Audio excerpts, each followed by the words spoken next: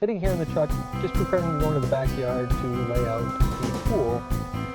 I got a text from the homeowner saying, "What you doing?" Because obviously he saw us out the front window, and I just said, "Sitting."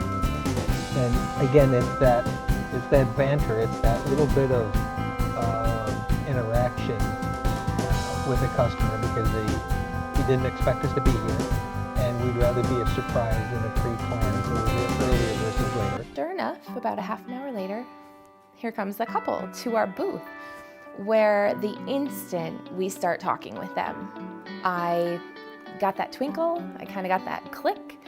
They were looking for what we had, and they were awesome, genuine, engaging people. So that was really cool. So the process of Al going out to meet with them, designing their pool, and then for them to be ready for us to start was about a year in the making. And to help create that experience and set it up, we need to spend some time messing with them, playing with them, toying with them, letting them know that we know what's going on, and teasing them about what's about to happen. And in this particular case, it was shooting YouTube spoof videos and sending it, putting it online, knowing that they would see it and knowing that they knew that it was for them.